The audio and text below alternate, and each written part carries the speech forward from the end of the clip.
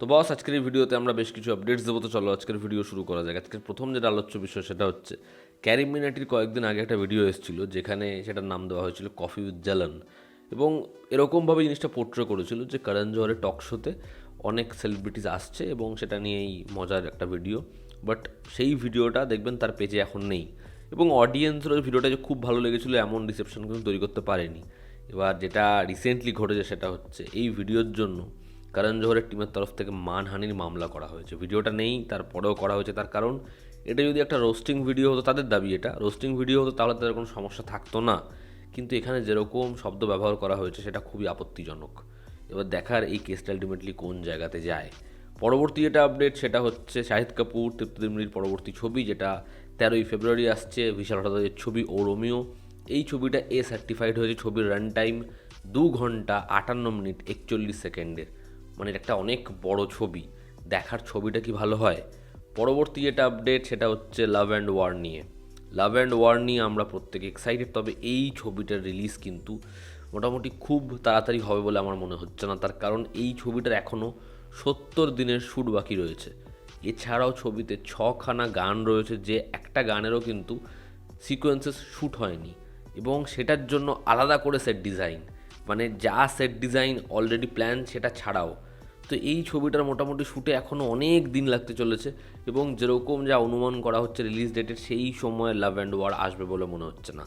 দেখার love and war যখন আসে সেই ছবিটা বক্স অফিসে কীরকম নাম্বারস আনে। এস রাজামৌলি মহেশবাবুর ছবি বারাণসী ছবির বাজেট আরও বেড়েছে।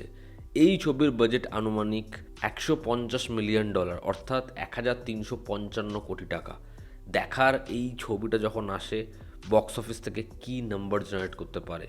পরবর্তী যেটা আপডেট সেটা হচ্ছে আলফানি ওয়ারএফের পরবর্তী ছবি, যেই ছবিতে শারবারি বাগ, আলিয়া ভাট এবং ববি দেওয়ালকে মুখ্য চরিত্রে দেখা যাবে।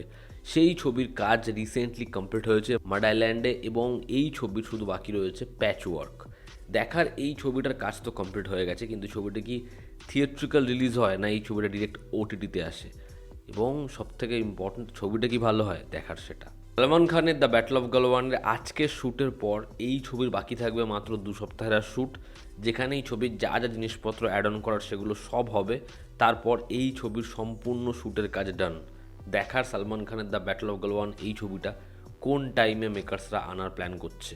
কিয়ার আডবাণীর পরবর্তী ছবি হচ্ছে অশ্বিনী আইয়ার তিওয়ারির সাথে, যে এর আগে নীল বাটে সান্নাটা, বারেলি কি বরফির মতো ছবি করেছে। খুব ভালো একজন পরিচালক।